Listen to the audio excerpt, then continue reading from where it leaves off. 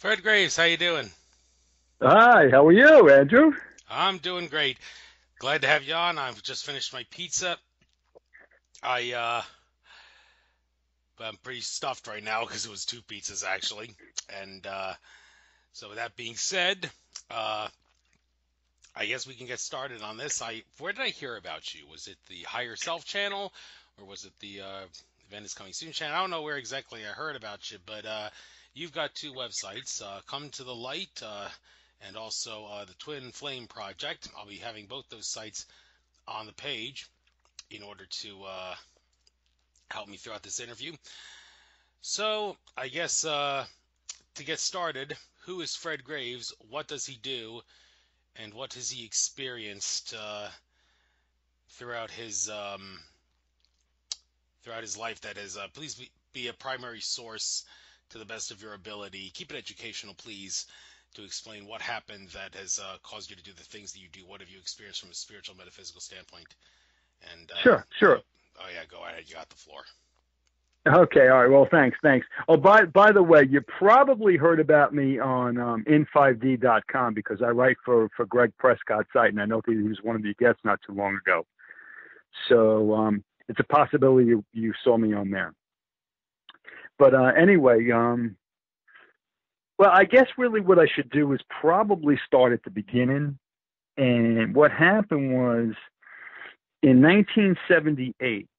I was only 15 years old at the time, and I was walking home from school, and a girl approached me, a senior no less, and invited me to her prom, and basically that's how it all started. I didn't understand um, while we were together the importance. Well, I didn't know anything about twin flames back then, but I did know that we had a strong bond, and it was a difficult time because it's difficult for twins to be together in the third dimension because of the friction. It's not until you bridge that gap and get to the fifth dimension where it's pure love it's pure love and bliss. It's beautiful. It really is. But anyway, she had really come just to make contact with me. She passed away about 2.5 years after we had met, and we were a couple for a while. And even after we stopped being a couple, we still carried on something behind the scenes because we just could not stay away from each other. It was like we were drawn together. We were like magnets. The twin flames are like magnets, and we just couldn't stay away from each other. We really didn't know what it was. Matter of fact, on the day she passed, and I found out 2 days after she had left. She died in January, at the end of January in 1981, and I was at work. I was several miles away from where she was, and I was just walking. And suddenly it was like someone had punched me in the stomach, and I had to lean up against something to stop from falling down. And it was like half of me was suddenly ripped away from me. And like I said, what I found out a few days later is that's the exact moment when she passed. Although I still didn't understand what was going on then. And there was a reason for it. There was a reason for me to forget what had happened.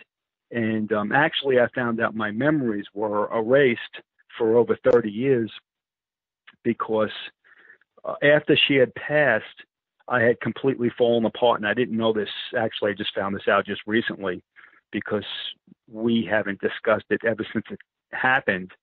And I asked my mother what had happened back then, back 30 some odd years ago. And she said, well, you just fell apart. You were like the shell of a man, the shell of a boy. And I actually removed everything from the house, she said, that was dangerous because I was afraid you were going to hurt yourself. And then she said, and not too long after that, you were perfectly fine. But we never discussed it ever again. So what had happened was when I was reunited with Sheryl, that's her incarnated name, Sheryl. And Lucina is a higher self's name. And that's what I call her by now. So you might hear both names. But anyway, so I had an opportunity back in 2014 to speak to Sananda. And when I was speaking to Sananda, one of the first questions I had for him was, Sheryl, my twin flame, because certain things had happened. And in 2012, I started getting these overwhelming feelings for this girl who had passed away over 30 years ago, and I didn't know what was going on. And it started getting really emotional, it really started getting like really insane.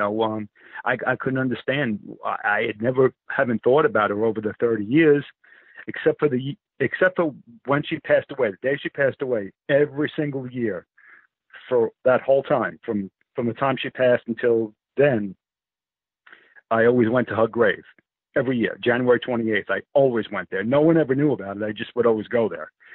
And so I began to think over, since after 2012, well, maybe there was something else that was going on with this girl. And I asked Sananda during that conversation if indeed she was my twin flame. And he said, yes, she was. And he explained a lot to me. And it was actually, he was involved with the erasing of the memory, because he told me that Sheryl and I have a very important mission. And the mission, I didn't know at the time what the mission was, although part of the mission was the project that I have now, that I reunite people on the planet with their divine twin flames, which the definition of a divine twin flame is the higher self of the incarnated one. So basically, that was it at that time. I mean, I'd asked him a few different things during that conversation, but you tell me, is there anything specific that you want to know? Because I can keep on going and going. That's not a problem. But I want to ask you, Andrew. No, nothing in particular. When it comes to the things that you do to, I accidentally X'd out of one of your pages. Well, that's okay. I think we could. I saw the page for the most part. You had a page up dealing with twin flames and such. What exactly is it about the twin flame phenomenon that you think is worth getting out for people to know? Well, it's very important that twins get together right now, because twins are linked with this ascension process, with what's going on right now, because the vibration of the planet has to be risen to a certain amount to rise into the fifth dimension. And the love and the power that a twin flame couple has there's nothing that equals it whatsoever. And so that's the reason for the twins coming through right now. And that's the importance of the twins getting together. Now, there are a lot of people that are on the planet that are running around all over the place looking for their twin flames incarnated, and they don't realize that they need to hook up with their divine twins first, which is the higher self of their incarnated twins, because basically you need to experience pure love first before you can give love to anyone else, and understand what it's all about. So that's the reason for that. And it's kind of like, think of it this way. It's kind of like trying to learn like division or multiplication and not knowing basic math first. You have to be taught basic math first. You can't skip that step. It's the same thing with the divine twin as opposed to a twin, and that's actually been the reason for one of the problems with relationships that are on the planet for thousands and thousands of years now, is because people are so busy running around trying to find someone that matches their vibration or they're comfortable with and whatnot, and they don't. It just doesn't work that way. We've been taught physical love and physical love only on this particular planet, in this particular dimension. whereas in the higher realms are all about pure love, and nothing compares to pure love. I mean, it's there's nothing that you could even think about comparing it to on this planet. And once you experience that, then you just come from a different place and understand that there's only so much that you need, and what you'll basically put up with on this planet, because everything else is nonsense. Once you experience pure love, you'll realize that everything that you thought was important here is not at all. It's just an illusion. Everything here is just an illusion, and we don't understand that it's an illusion until after we open up what's called our heart mind, and that's when you have access to the pure love. You know how people say that we only use, I mean, there's different percentages. They say we only use like 10% of our brain or whatnot. Things like that. There's different numbers. But the reason for that is once you open up your heart mind, you use the other percentage. You learn how to use that percentage, and you learn how to feel as opposed to think. I feel my way through the day now as opposed to think. And that's one of the things she's always hammering home to me, to say to me.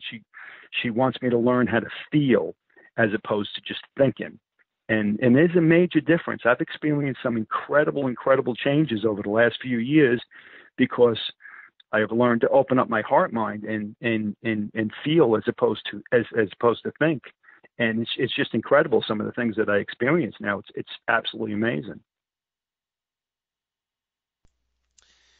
Yeah, it is an amazing phenomenon. When it comes to comparing and contrasting soulmates, twin flames, and all that stuff, like there seems to be stereotypically people think of a soulmate as being like your lover, the person that you are in a relationship with, and you're gonna start a family with them eventually in most cases. But that's not necessarily the case. A soulmate shouldn't have to have anything to do with whether or not you're in a loving relationship with someone, because the phrase soulmate, it hints that it's just a strong connection with the soul in some way, that that you're bonded. And interestingly, there's a very interesting story I want to share right now. That very interesting thing happened to me during the Eagles football game this past Monday.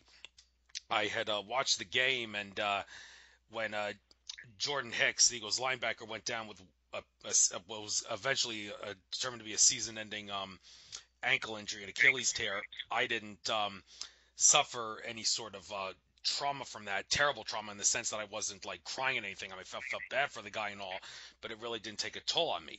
However, when Eagles left tackle Jason Peters went down with that season-ending torn MCL ACL injury and was out for the season for that, I literally found myself crying, as if like he and I were connected at the soul level, and his season-ending injury really affected me. Now, it's interesting, when the Eagles traded for Jason Peters back in 2009 with the Bills, I had strange feelings for the guy. Like, please don't get me wrong, it's definitely not a homosexual relationship or anything like that.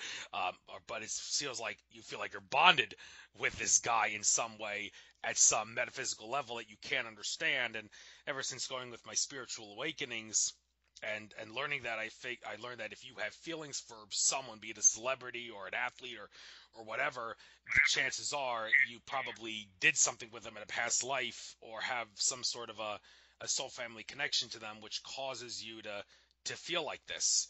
So the fact that I didn't fall down crying when Jordan Hicks got injured, but when Jason Peters got injured, I found myself crying and like asking my angels and guides to help me heal him. I actually did that, just like brought back memories of when I was trying to heal my mother when she was suffering as a result of my decision to sun gaze, and she wasn't fond of that because she was an ophthalmologist. It was a strange phenomenon, and Boy, it sure is an interesting trend in the NFL now. A lot of the significant athletes are getting injured now. It's kind of like bad karma for the way they've pissed off the Trump administration and been anti-Americana. But anyhow, this feeling that I had for Jason Peters, is it normal? And do you think, yes, I am onto something when I say he and I do have soul connections at some level, which caused me to break down crying when he suffered that injury? Oh, yes, yes. No, without a doubt. Without a doubt. As a matter of fact, there's information on my new site, cometothe.love, in the Twin Flame section, I believe. Yeah, it's in the Twin Flame section. It discusses oversouls and soul families. Now, he's part of your soul family, okay? Now, and that's why you had such a strong connection to him, all right? And the oversoul is literally part of you. And that's where the twin flame comes in. And it's, like I said, it's explained in this article, because what you do is when the energy is first created, when you're first created in the very, very beginning, you're split off into certain sections, and you spend your existence collecting these like pieces. They're all throughout the galaxy, the universes, whatnot, and part of your soul family now. They follow you along, and they keep an eye on you, and you have deep connections with them, like you had experienced with. I'm sorry, I'm not a sports person, so I Jason forget the Peters, person's name. Eagles left tackle. Okay, Yeah. Jason Peters. Now, when it's part of your oversoul family, okay, there's a certain energy that is between the two that is indescribable, and it's not romantic at all, and actually, you know what I'm thinking now, and I apologize. I don't mean to mess this up. Although he might have been part of the Oversoul family, because you said you had such a strong reaction to him being hurt, right? Yeah. So yeah, so it's very possible that that's what it was, and he's part of the Oversoul family. It doesn't matter the individual, gender or anything like that. That's just a 3D. That's just a 3D illusion, the genders and whatnot, because the genders blend in the higher realms. It's but it's very possible that that's what it was, and that's what you were feeling, and he was part of your Oversoul. And once the individual Oversouls collect these pieces, they say there are 16 pieces that over the eons these Oversouls collect, and then they slowly, when they pair up and whatnot, they slowly pair it down to just eventually two. Eventually it'll just be two people, as opposed to the 16 it was originally. And then when those two get together, those are the twin flames. Those are the real twin flames. And when they get together, the power that a twin flame union has is just phenomenal. It's enough to create worlds and literally like move mountains, and I know that part of our mission here, and it's not just her and I, because there are thousands upon thousands of twins on the planet that are doing this, that are bringing these energy waves that are coming into the planet now, these love energy waves, and we're helping guide it into the planet. Matter of fact, we do it every morning, and we also, our combined power also produces a wave, and it flows across the planet, and we do it every day. And I know that there's other ones out there that do the same thing also. So it's very important. Our mission is very important. And I didn't realize it in the beginning. I really thought that I didn't understand that twin flames and ascension were even connected. Although in time, as I learned, I realized that they were were totally connected and totally intertwined, and one is, it's very important. Is very, very important, and that's what raises the vibration of the planet up. Did I Right. help you? Yeah, it does indeed. And well, actually, you know what, Fred? I actually have a little confession to make. I'm really not doing very good right now. The air just went out of my balloon right before we started this interview. You want to know what happened? Right before we started this interview, I went on Facebook to see if I got a message from this place that I was planning to go to tonight for this meditation that we were going to plan to channel some loved ones on the other side. And Mm-hmm. I wanted to hopefully channel my paternal grandfather, my paternal grandmother, and a friend of mine who died of heroin overdose. Never had the chance to do this. And yesterday I decided to spice up the the um, the event and also help the person who runs the center. What I did was my friend Daniel Teague of Vega Star Healings, he has the ability to clear out negative energies from places. He detected 110 negative energies at the Howl Center, the place that I was going to go to, and I paid Daniel Teague $150 to clear the negative energies, which is, it's basically one of those, you got nothing to lose and everything to gain. If I do this kind of things that Daniel does with clearing negative energies, it can only help them. And I actually left a message on the Howl Center telling them that, hey, I just paid Daniel Teague $150 to clear all the negative energies out of your place. I'm looking forward to coming tonight, and I look forward to seeing you and everything.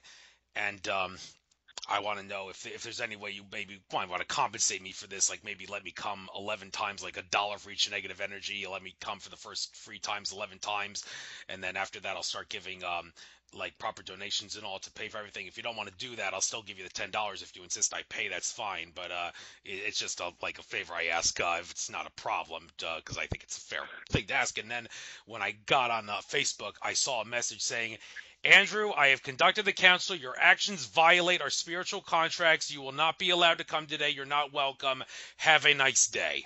That took the air out of my balloon, and I actually left a message right now. I typed a message on the event page saying, this is pathetic. I do the best favor for you. I say I'm willing to give you $10 anyway. Give me one good reason why I shouldn't go down there and force my way into the property and force my way into the meditation. Well, I know they have a good reason because it's private property and they can call the police on me, but I just typed that anyway to show the way I feel about it, and I wrote, this is pathetic. So some metaphysical spiritual jerk this person is. My plans just got ruined, and I don't know if you maybe noticed my tone when I spoke to you at the beginning of this interview, but hey, the air just totally went out of my balloon. Do you have any idea why some people would do something like this? What the hell their problem is? Well, yeah, you know what? There is a lot of people, most people, not a lot of people, most people are still caught up in the 3D world, and it's the ego that's running the show. That's the problem. That's the problem. I can tell you, Andrew, right now, I can tell you how to get in touch with those same people. You don't need to go outside yourself. As a matter of fact, that's been the problem all these thousands and thousands of years, that the answers have always been within inside us. Always. They're right there. And everybody has always seeked something outside of themselves. And that's been the problem. You can reach out to whoever you want. And I can tell you exactly how to do that right now. You don't need to clear a place of negative energies, and you don't have to go down there with a group of people and call your paternal grandparents and whatnot in. What you can do is you can sit down. All right. Try to do it either late at night or early in the morning, because the 3D energies are at their lowest then. So meaning people are not moving around, they're sleeping or things like that. And conversely, the 5D ones are super high because they have they can be around, and it's all about distractions. And that's one of the reasons why we can't get in touch with them, is because of the distractions. And that's one of the reasons why we've had so many distractions all of our lives. I liken humans to hamsters on a hamster wheel. You know how they go around and they go around, they're going nowhere fast, right? You know what I'm talking about, right? And they just need to step off a little bit and just breathe and just understand that they're going nowhere. It's just the distractions. Once you stop and relax and smell the roses and whatnot, that's when you really start to feel. And that's what I was talking about before, the feeling part, as opposed to thinking. You need to really separate the thinking from the feeling and go back to who you are. Because it's not that you're learning anything new. You're just relearning what you've always known. All right. So what you do is, like I said, try to do it off hours, either late at night or early in the morning, depending on if you're a late night person or an early riser or whatever. Try to do it in the same spot if in your house. I assume, do it in your house because the weather outside is unpredictable. So do it in your house. Try to use the same spot all the time because it gets anchored to your energies. And what you do is you sit there and you just be quiet. And you try to call someone. Don't call someone in. Don't use your auditory voice. Use telepathy. Okay, that's a big thing in the higher realms. They use telepathy, and that's how you get in touch with them. A lot of people call out, and it's just it helps to be able to speak through your mind for several reasons. One, it's looked at as advanced there, and another thing it's looked at as, well, you must be ready, obviously.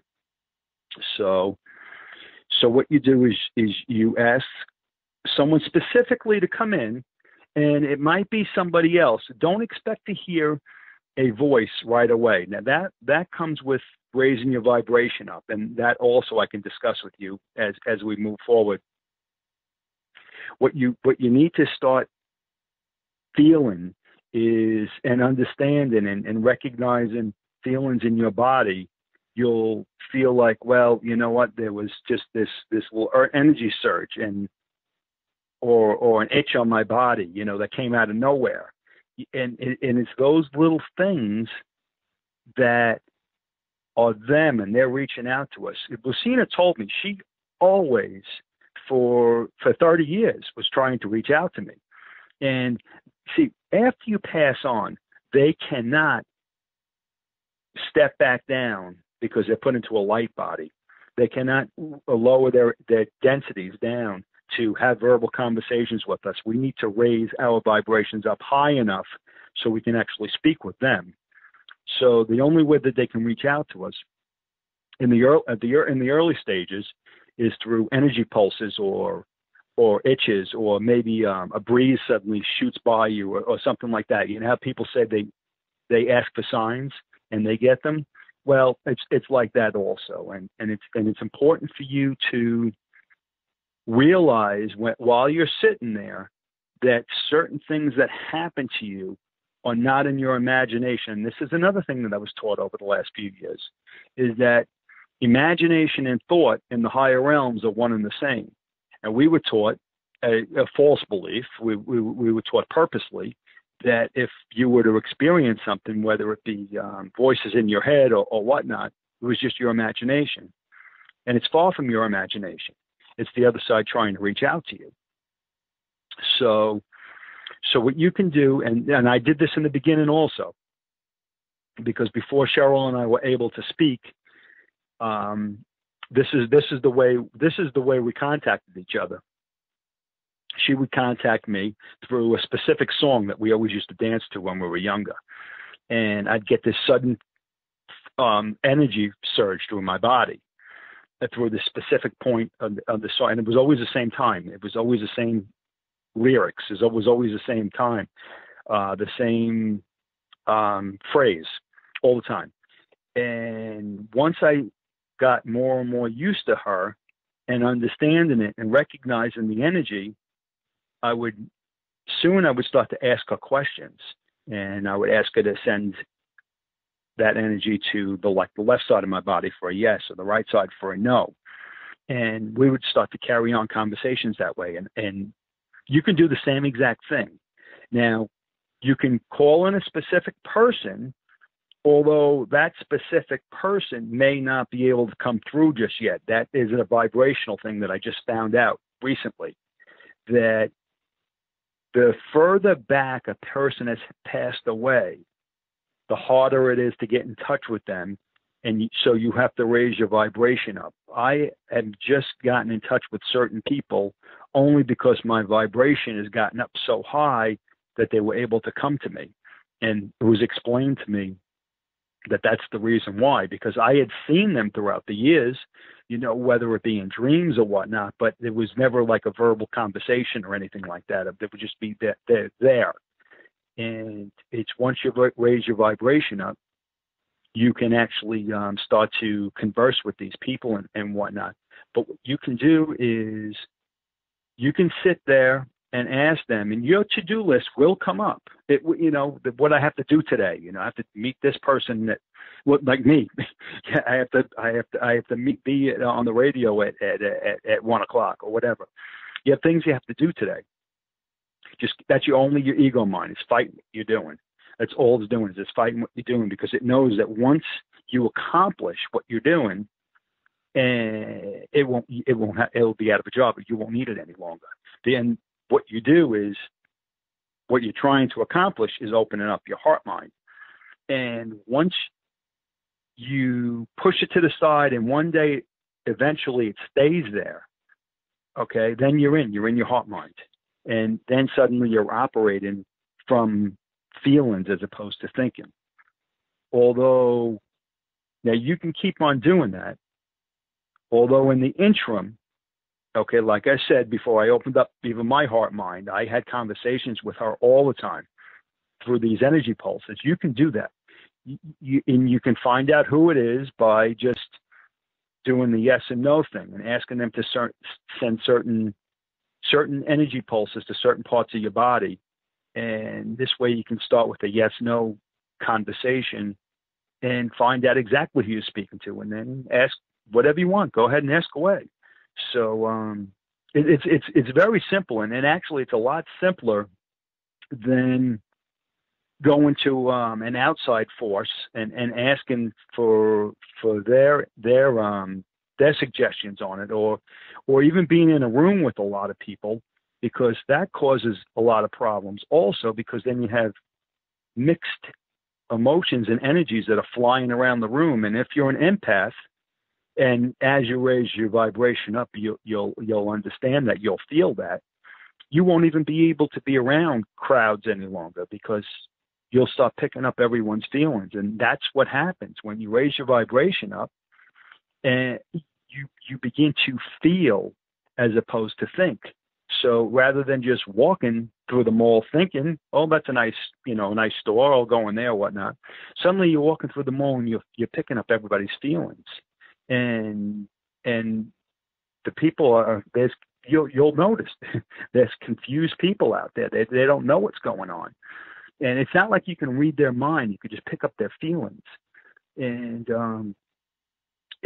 there's a lot to be said. Once you open up your heart mind, it's a whole new world opens up, or a whole new universe, really. It's just everything opens up at that particular point. It's the gateway to the other side. Whereas in the thinking brain, it limits us to what we see right in front of us, what's going on the planet, or whatnot. It's just that, and then the heart mind opens up the rest of the universe for us. So. Well, thank you very much. I think I better just let this go. I mean, I'm not going to show up there with a bullhorn and say, "What's your problem banning me from here?" Because that's only going to cause me trouble. But although there is another spiritual center in the Warminster area that I think I may actually go to tonight that knows some people there, and maybe I'll talk to them, and perhaps they'll be willing to speak on my behalf. And because I did the same thing with the Being One Center, and everybody there gave me praise for doing that, saying that's a very noble thing you did. And now to hear someone of a same place say what you did violates spiritual contract of all is one, everyone was loved, give me a break. Well, it's hard to swallow, but I appreciate the advice you've given, and I'll take this to heart. But you said something interesting about the longer it takes for someone when they die, the harder it is to reach them. Um, these people that I know, my paternal grandfather and my friend who died of heroin overdose, I had a psychic channel them. She actually said that she prefers to wait a week after someone dies before she channels the person for that person's friend, relative, or acquaintance, because that person has to go through a little bit of a process after they die, in terms of life review and all the other things they have to do after their meat suit body dies, and their soul leaves the body, before they can actually do a worthwhile, fulfilling session with a psychic. Do you know anything about that? Is she right in saying, like, yeah, it's a good idea to wait a week, because trying to do it like one day after is not like enough time? Even though time is an illusion, it's not totally an illusion, in the sense that, yeah, these spirit entities, they have to do a series of things off a checklist after they cross over before they can, like, channel a psychic. Right. Yeah. No, no, no, no. She's point on, without a doubt. Without a doubt. I don't know about the actual time in the week. I've actually done it after about a day. Actually, when someone just passed over, just recently someone passed over, and it was my aunt, my dad's sister. My dad passed away many years ago, about 10 years ago, and I speak to him all the time. And I had reached out to him right after she passed away, and he said she's not available now. You know, she's in a chain. What they do is they call it a chamber, and I guess that's where they review their life plan and where their body is changed. Everything's changed over, and I mean, you do leave the meat suit behind, yes, although you still have to get acclimated to your new fifth dimensional body. You know, which and becoming 100% conscious and whatnot. So there's an awful lot that these individuals, these beings, have to go through.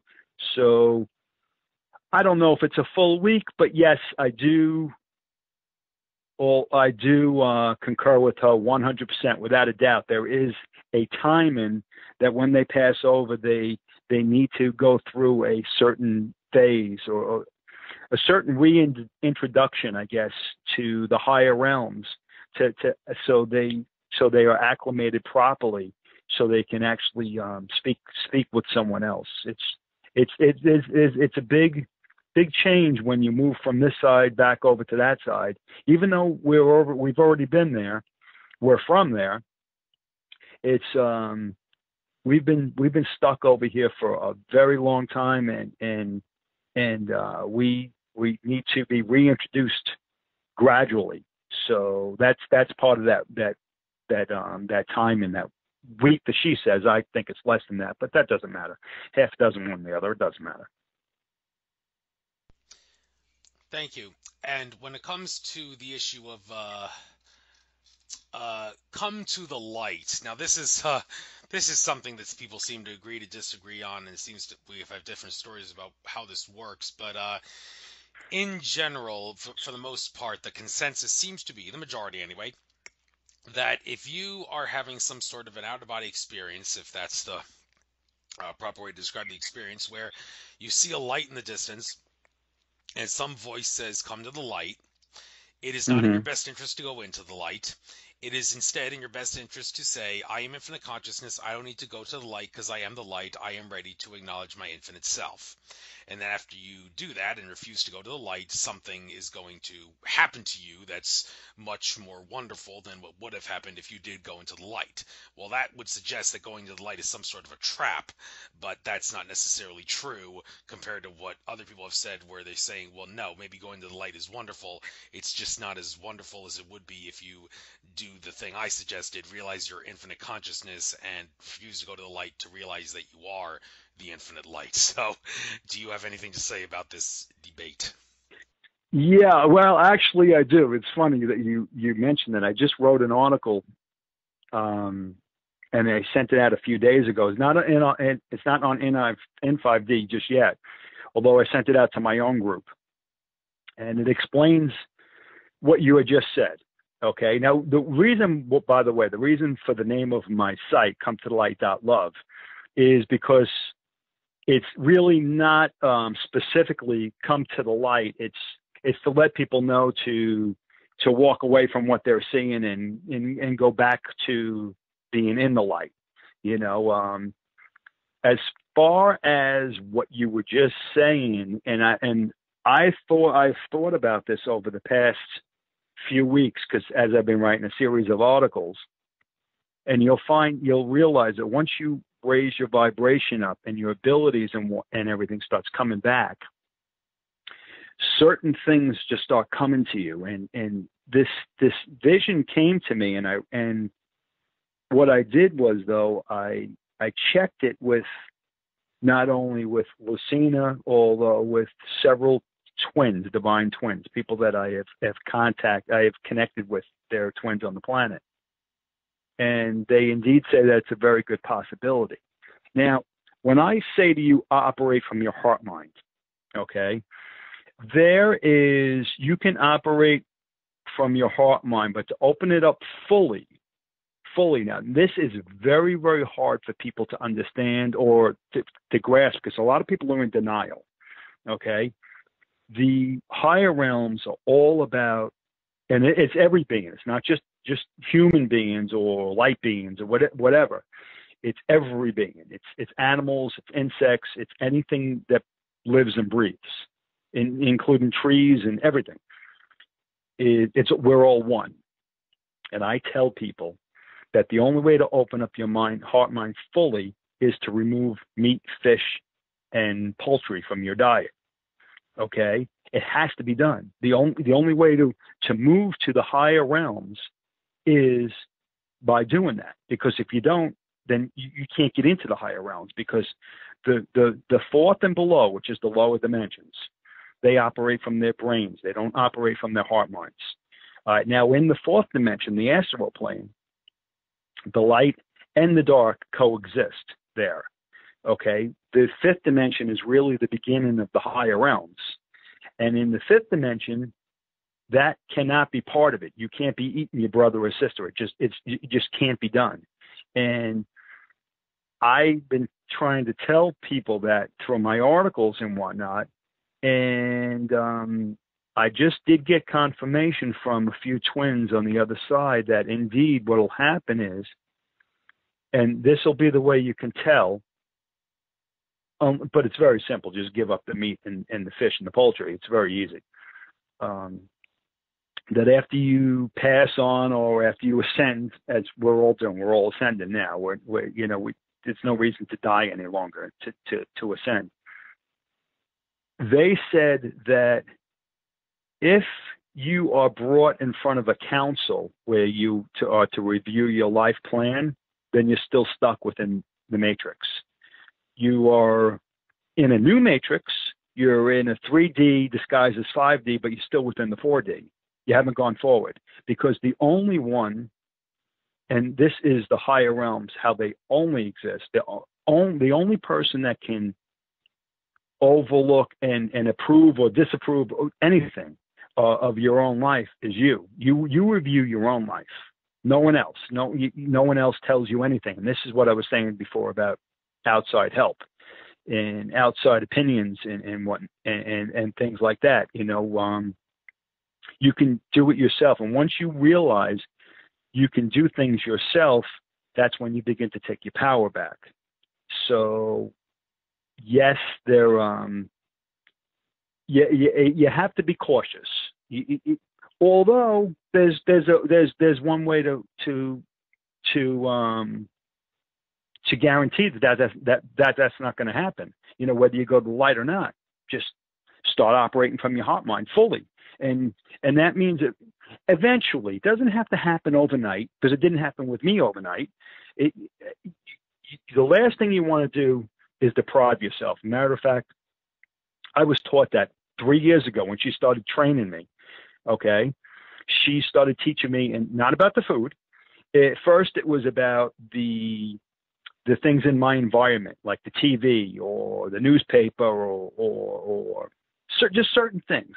She said, Fred, anything that raises your vibration, anything that raises your heartbeat at all is just no good. It can't. It lowers your vibration. You just can't do it. So that's the reason why in the beginning, certain shows that I would watch on TV should say, no, you can't watch that. I mean, even if I had been watching them for years, I'd turn them off, right then and there. And horror shows were obvious horror movies or horror shows, whatever. But even simple cop action films and whatnot were off limits at one point. And then I was only able to watch nature shows or comedies. And then even the comedies had to go. And then eventually the nature shows had to go because she told me, well, they're narrated by people who, it's the same thing.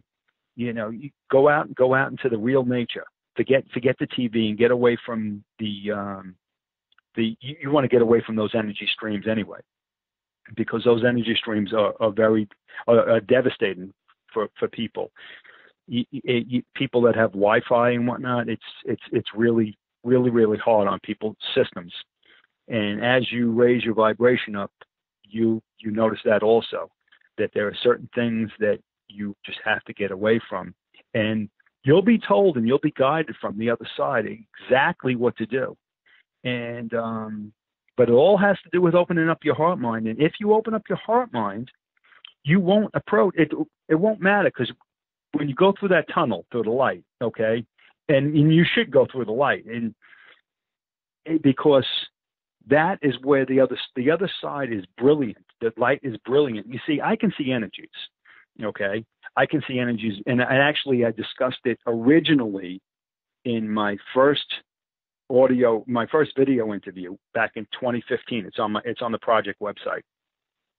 I can see energies, and here it is a few years later, and I can really see energies. I literally see the heaven being born on earth right now. I see it all the time.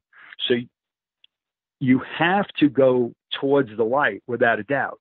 And the way to avoid what you were saying is to open up your heart mind fully, because then there's no way you can lie. You can't lie to the heart mind. It's impossible.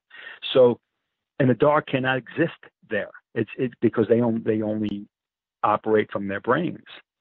So there's a very simple cure to that. I mean, a very, very simple way to alleviate that issue or that thought, and it's just give up the meat. And there's really not a big deal, because you know what? There's so many different choices. There's so many different things that are on this planet. It's not like it used to be. Things are very, very different now. And as far as food in general, okay, solid food I'm talking about, that is something for our third dimensional bodies, and to keep us dense. We needed that for down here.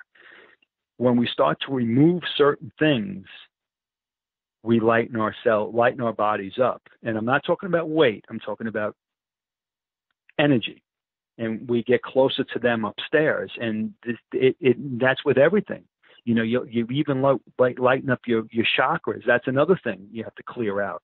Besides clearing out the toxins and whatnot in your body, you need to learn how to clear out the chakras. That is also, by the way, on my new website. That new website is everything that I was taught over the last 3 years from her and from her side. I ended up writing Come to the Light.love. So Come to the Light.love is all the information from her side. So it's, where before she gave me a roadmap to get to her, well, now it's gotten even more entailed. It's really like a GPS just to get to their side. It's very, very easy, and there's only a few little simple things that I found over the years, and once again, that's one of the false beliefs that we've had on this planet for eons.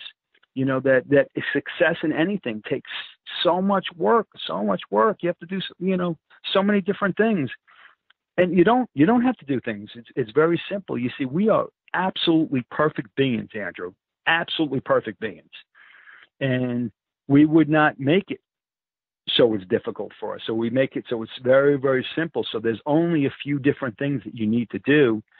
And really all you need to do is just release the toxins and the energies and whatnot that have been holding us down on this planet for so long. And then you can start to, rise yourself up closer to them. And then from there, they can guide you a little bit further, what needs to be done, but not much really needs to happen at all. Well, since you mentioned the thing about improving diet, we got to talk about this now since you brought it up, because this is another agree to disagree kind of issue where people are going to throw all kinds of different twists and turns to describe what is right and what is wrong. Like you said, got to get rid of the meat and the fish and everything. Well, when it comes to diet, I will say that the rise in the vibrational frequency of the earth has caused me to eat less and less and less meat over time. And the way I see it, I expect, and I've said this before and I'll say it again, I expect my meat eating habits to get lower and lower and lower and lower, but never actually reach zero. Just like that graph that they teach you in 10th grade algebra, like I think it's called a hyperbola, where it goes down, down closer to the line, but never reaches zero. That's basically what I expect my meat eating habits to do. But I mean, I Mm-hmm. just don't know if I could give up eating meat entirely. And when it comes to other things like dairy and eggs being borderline dairy. Some say it's dairy, some say it's not because it doesn't come from cow's milk. But then again, it's a feminine part of a chicken. So, well, anyway, the thing is, a lot of controversy around this. Research has come out saying that milk does not do a body good, like we've been suckered to believe. The human body really isn't supposed to be taking in the milk of a cow. If you think about it, it's kind of ridiculous when you realize that we're the only animal that consumes the milk of an animal besides us. And also eggs. I mean, while on one hand I've heard all this stuff about eggs causing heart attacks and strokes is bullcrap, because 100%, and I think there's definitely truth to this, 100% of the cholesterol in eggs is good HDL cholesterol. So eating a lot of eggs is not going to increase your chances of getting a heart attack or a stroke. However, the fact that eggs come from an animal means that there are some negative qualities to it, in the same way that eating meat has negative qualities to it. Therefore, you should avoid it. And I had a recent vegan on my show that spoke her piece about this. And on the other hand, I also had Dr. Joe Wallach, who's a naturopathic doctor, but he eats lots of eggs. He doesn't eat a lot of meat, but he does eat meat. And he says it would be foolish to not eat meat because humans, it would be too much of a shock to the system to give up eating meat entirely.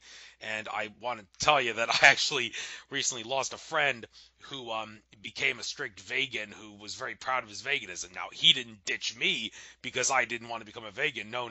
I decided to ditch him. It's funny. My horoscope from that day said a pink elephant in the room will be brought to your awareness. And after I read that, I met up with my friend for the first time in like a year since I saw him live and in person. And but he was such a jerk. He wanted to disagree with me on everything.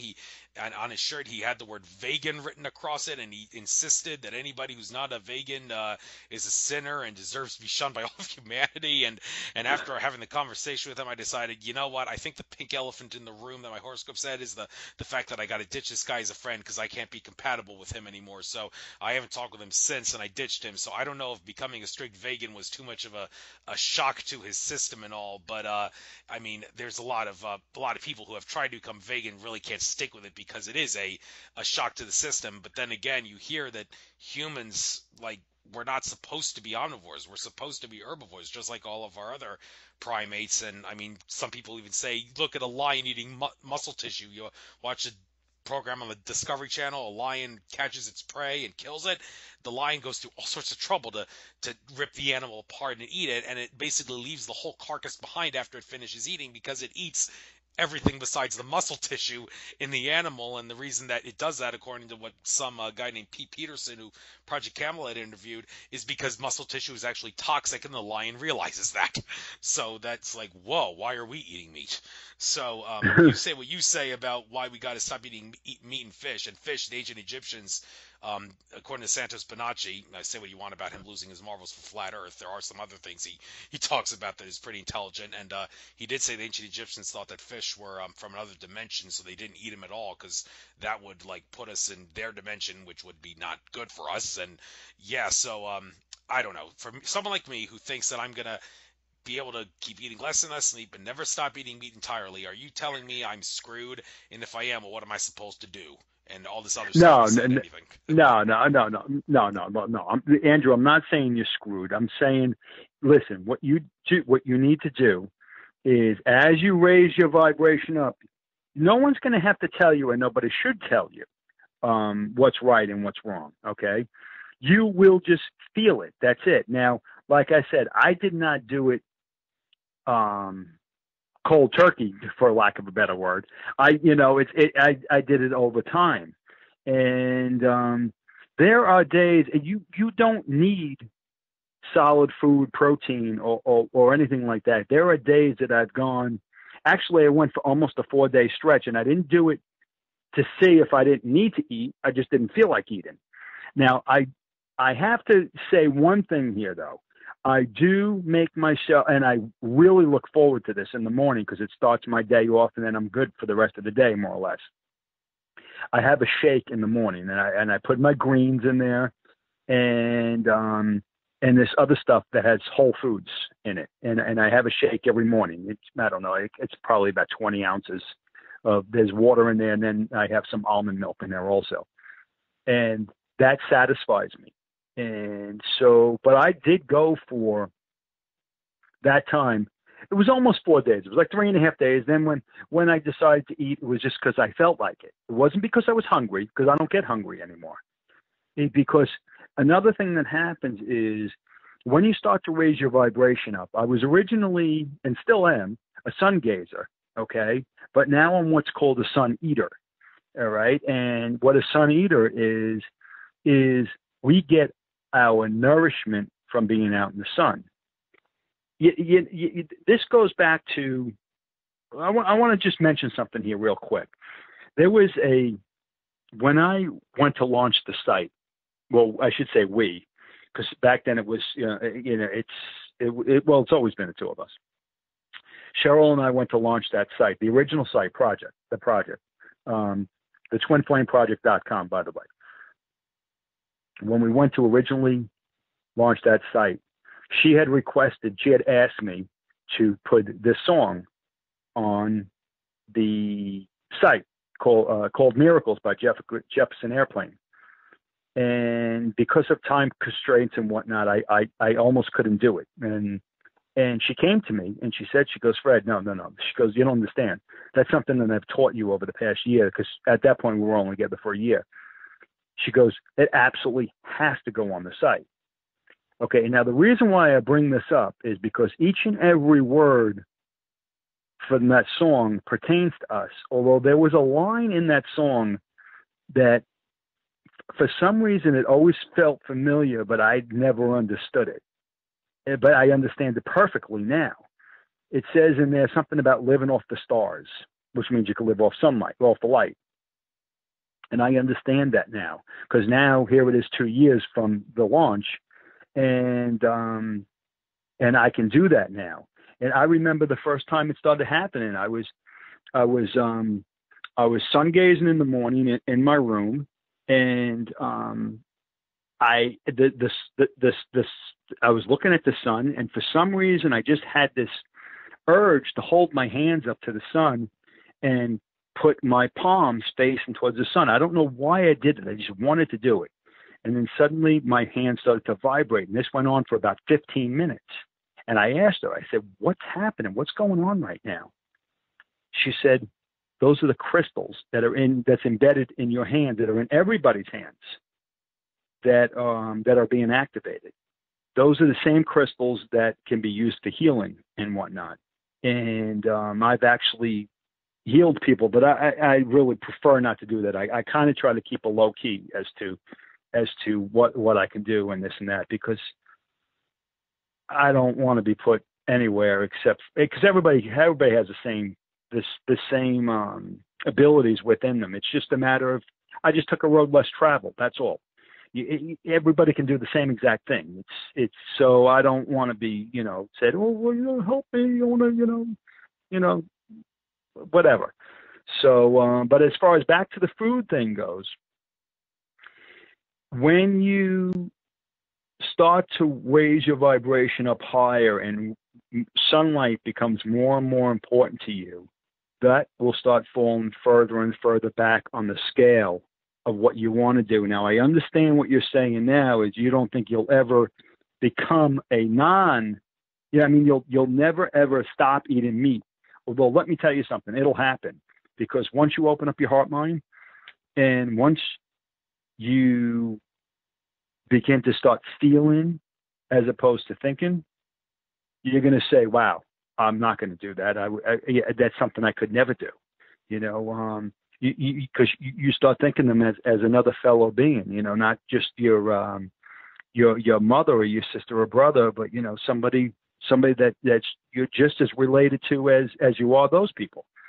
And that's when you start to become enlightened and move into the real higher realms. Understand? Yes, and quick thing about sun gazing. Yeah, I do it too, and I heard Akashic Records reader Andrew Bartus say that sun gazing, all that stuff about how you should only do it during the first hour of sunrise and the last hour of sunset is baloney. You can actually do it any time of day. It's perfectly safe because the energies, the electromagnetic energies of the sun will bypass the physical and go right to the brain. However, it appears that Andrew Bartus may have failed to take a couple things into account. I don't doubt he's wrong, because he has the ability to access the Akashic Records, but he isn't taking everything into account. And a couple things he's not taking into account is, well, first of all, a lot of people around the world have been suckered to believe the lie that looking at the sun is damaging. And even if you don't believe that looking at the sun is harmful, then by virtue of what could be described as a collective consciousness placebo effect, everybody around you who believes that looking at the sun is harmful may cause you to suffer damage to your eyes, in the same way that a mother who always worries about her kids getting the flu every winter causes her kids to get the flu every winter, because she manifests what she fears by fearing her kids getting the flu every winter. And I'm not making that up. A woman at a conference that I was at said that, and when she realized about how attraction works, she realized, okay, I'm going to envision my kids being healthy this winter and not getting the flu, and lo and behold, her kids stopped getting the flu in the winter. Well, I do have what could be construed as slight damage to my eyes from sun gazing, like what you'd expect to see from someone who looks at the sun, what an ophthalmologist would see anyway. And my mom was all freaked out about that, being the ophthalmologist that she is. But I told her, well, you know who I blame, Mom? I don't blame the sun. I blame you, because you and all the other people who believe that looking at the sun is harmful have caused damage to the eyes with your collective consciousness placebo effect mentality. And my mother did not take kindly to that. She could not believe that I would put the blame on her for that. But then again, am I wrong? I don't think I am, because, well, if you believe that energy flows where attention goes, then you have to believe that the collective consciousness placebo effect thing is true. Now, however, there are some people like Samuel Kilwaz, who I interviewed recently. He said he knows someone who burned his retinas because he looked at the sun, and he said, I don't think it's a collective consciousness placebo effect. I think that it was the sun. So obviously we got disagreement going on here. Do you have anything to say about this? Well, as far as the collective consciousness goes, I mean, I understand how that works with other things. That I can't see how it works with manifesting a problem. To be perfectly honest with you, I see how it can manifest a problem within an individual, but I can't see how someone can affect another one as far as their collective consciousness goes. It can affect Have you ever heard of voodoo? What about voodoo? I don't follow voodoo. Oh, okay. Well, some people say it's a real phenomenon, and if you acknowledge that it's real, well, that could explain how that could work. It's just that you would need a lot more people to create the energy to cause pain on someone than it would take for just one person working with a look-alike doll to inflict pain on someone. But that I just, sorry to interrupt you, but I just wanted to maybe make you think a little bit there as to how the yeah. You know what? I don't follow that stuff. You know what? I understand it. It's possible that they have done that in the past and whatnot. Although, I don't know. You know what? It all depends.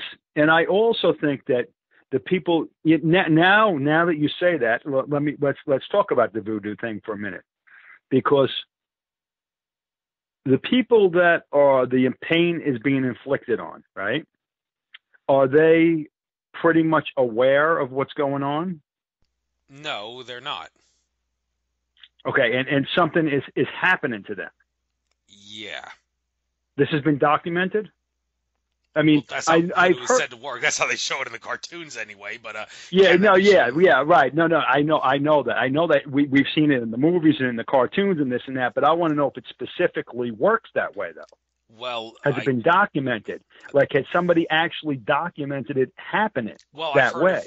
of people like Brad Johnson of Adronis, who channels Adronis. He talks about, yes, there are real things like curses and hexes that can be placed on people, and for all intents and purposes, voodoo is sort of a curse or a hex that's being placed on someone. It's just you've implanted some form of information in the form of energy, which causes a curse to manifest in some way. So you got higher dimensional entities saying this is possible. Documented, I'm sure there is. I just haven't, I can't cite a source off the top of my head, but let's go out on a limb Right, here and say, yes, there are sources out there. You can, if you dig the research, find something. It's all in the eye of the believer to say, okay, this is a genuine citation.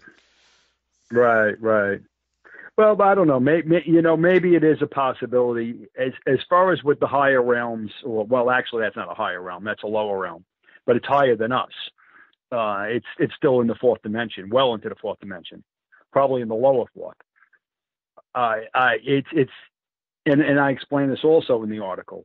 The the fourth dimension will appear to be magical compared to the third dimension because of things that they can do, things that they, like you had just said, manifest in voodoo, or in the instance of creating a fifth dimensional matrix, but it's still a new 3D matrix, but appearing to be fifth dimensional. They can do stuff like that because it's their world is so vastly different from ours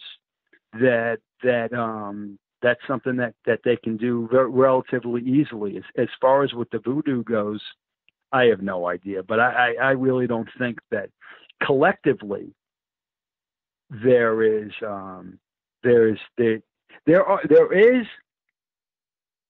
energy that runs collectively, that I understand, but manifesting a problem or a disease for someone, I don't think that can be done unless an individual does it himself. I mean, possibly if certain amounts are directed towards a certain individual, yes, but not collective.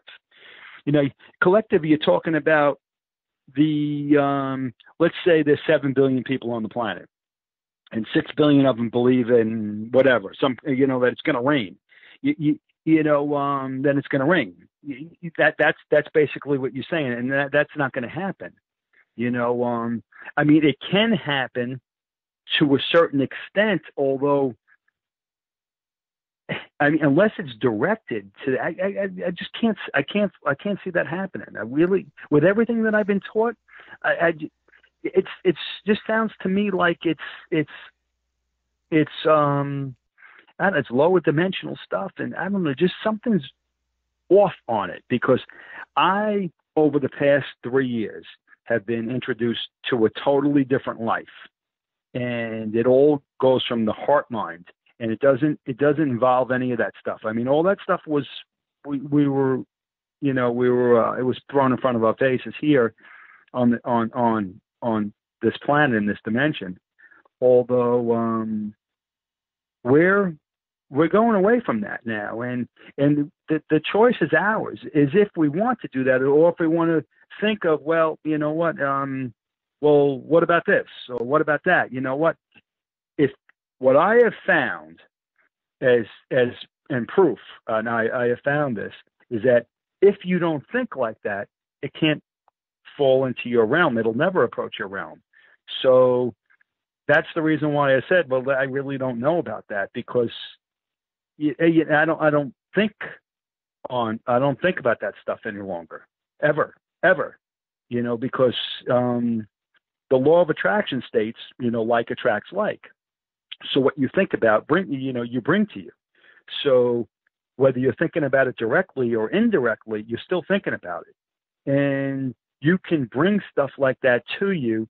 And conversely, if you only focus on the positive and joy, that's what comes into your life.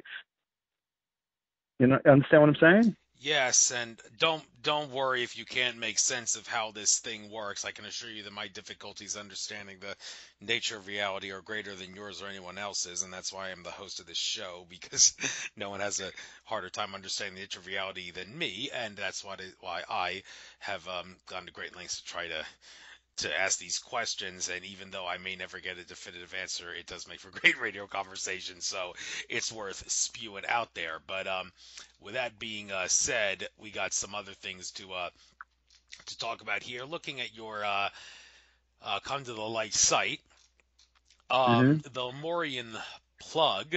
I might as well give you a chance to make a sales pitch out of the stuff on your site and give us the science behind how the things work, and hopefully you'll see an increase in your size of your pocketbook, because people will listen to this and want to get the stuff that you sell and whatnot. But please keep it educational. The Lemurian plug. Well, is there an Atlantean plug? And if not, why is it the Lemurian plug? Well, it's funny, and it's not that I get anything from it. It's just that I understand that I don't really understand the science behind it, the specific science behind it, but I know that it works. Okay. And that's the reason why I promoted it for the people who move it, who produce it, who sell it. What it is actually, it does come from the Atlantean times. It's funny that you say that, about the Atlanteans and the Lemurians. It's called, I don't even know why it's called the Lemurian plug. It's not my product, so I really don't know.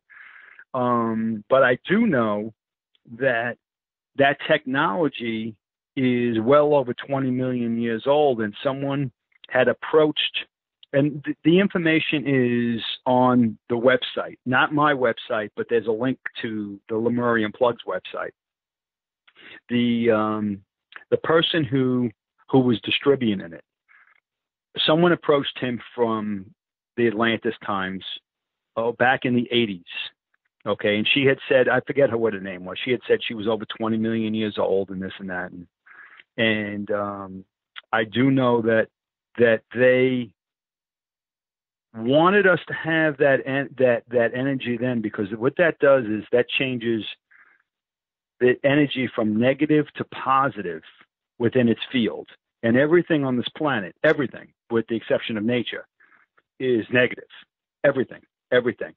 And it was such a threat to the higher ups that when they found out about it, they almost shut him down. It's a long story. Almost shut him down and put him out of business back then. And it was shelved for 20 years. And then he, I guess, as the vibration of the planet rose up and this stuff became more palatable to people, and people were able to understand it, did he come back out with it and explain it to people? And it's just absolutely amazing, because I've had one in my house for, I don't know, a couple of years now. Although what happens is when you put it in your house or your place of business, wherever you put it, it uses the wire. It's a plug, but yet it doesn't use electricity. Okay, it just uses the wires to put a frequency within that area. Okay, so if the wires stop at one point because of like a juncture or whatever, going to the next door neighbors, let's say if you're in an apartment building, it'll only work within within your section. But what it does is it changes everything from negative to positive. So if you buy food, or just regular food, fruits or vegetables or whatnot, that's not organic, you bring it to your home and you leave it in your house overnight, and the frequency's changed, and it's back to the same frequency as when it was taken out of the ground, which means organic. They don't say organic, although that's exactly what that means, because before there were any of these messes with the GMOs and this and that, or no one even knew what the word organic was. You know, I don't know when that word started, but I never heard of it in the 70s, the late 70s. You know, I don't even think it was around in the early 80s. I don't remember. But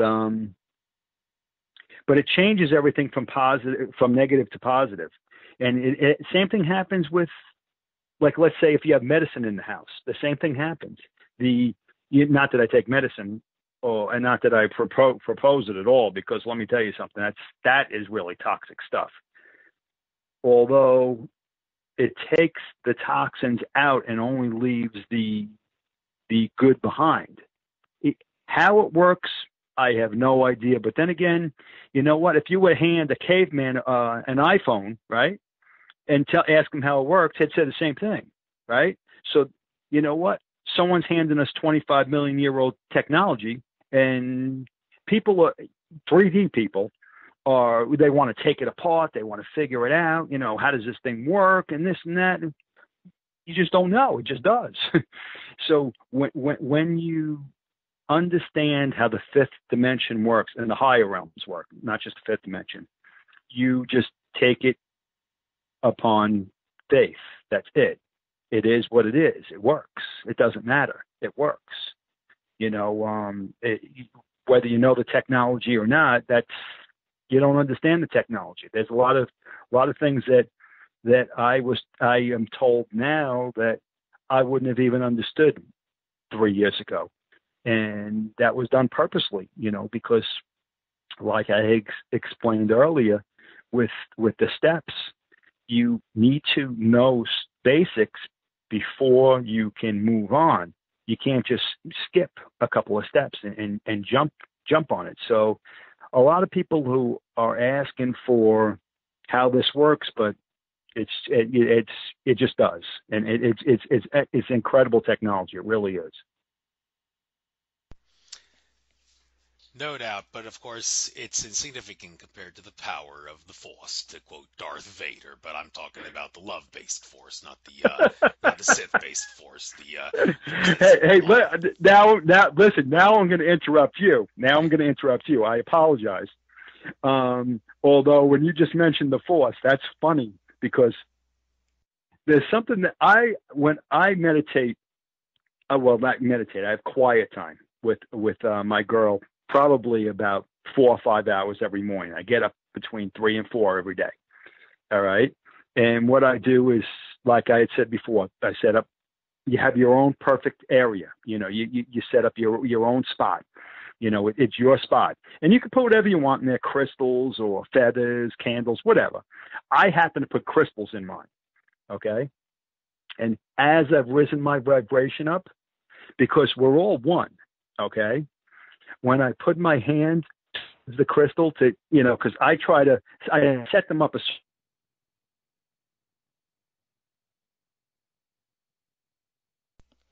You there? I can't hear you. Hello? Must have been Skype gremlins not liking the stuff we're talking about, or the NSA or something.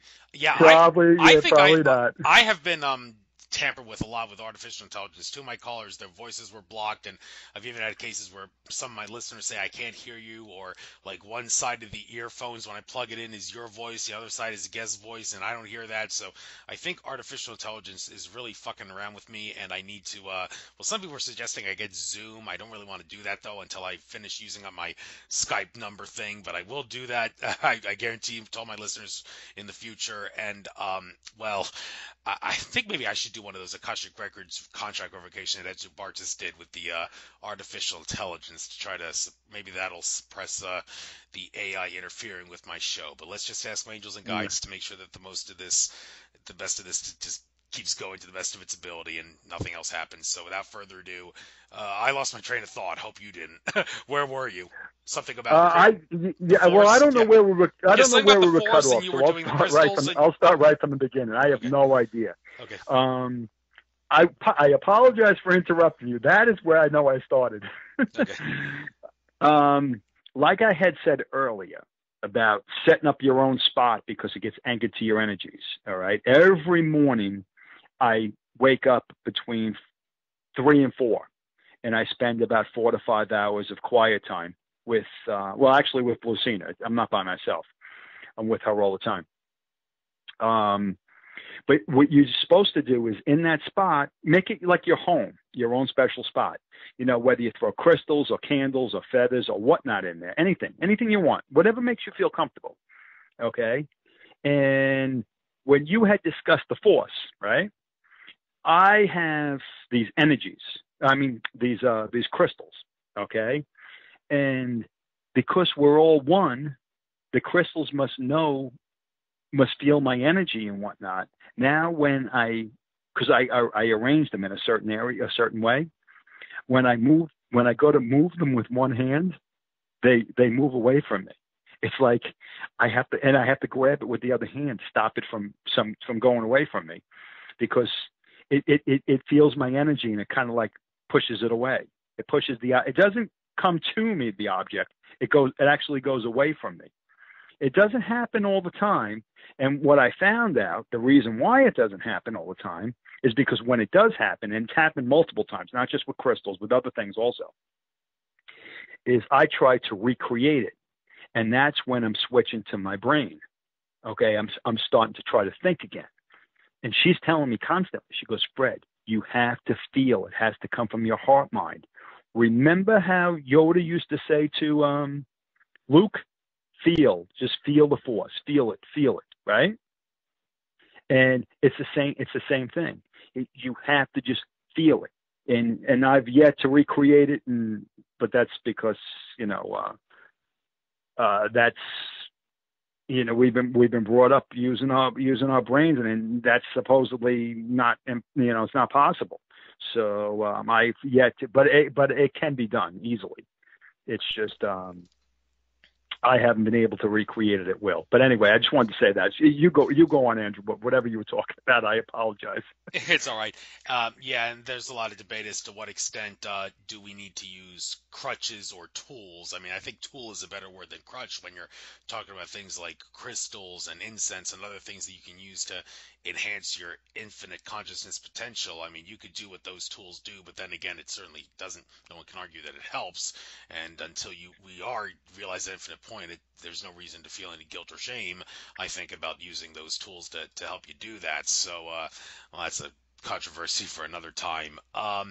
So when it comes, let me see some of the things here. Galactic Updates, one of the pages you have here on your on the mind section of your Come to the Light page.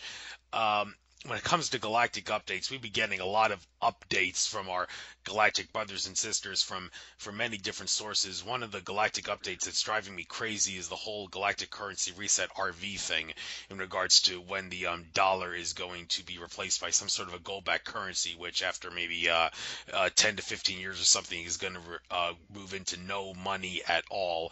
And it's starting to get kind of ridiculous the way that Sheldon Neidl and all the other people, like even James Gilliland too, who have talked about this, keep saying RV is going to happen next Tuesday. It's become a running gag, and I mean, I'm thinking at this point, could we please just crash the dollar? I don't really care if America has to go through like what Venezuela and Zimbabwe are going through. Maybe we actually need that in order to be able to get to the gold-backed currency and the no-money system that will eventually keep us from being slaves to a financial system that's debt-based and consequently slave-based because they loan us money that doesn't exist and charge us interest on the loans. As long as they do that, we're going to be slaves. So can we please just stop that? I mean, it's really annoying for me, and I can easily say that because I got all the storable food and all the other stuff that I need to weather through the storm and all that if something like that happens. But the excuse I'm getting from many people is that they don't want that to happen. They actually want it to be a smooth transition, and they want to make it as peaceful as possible. So they're not just going to crash everything at once and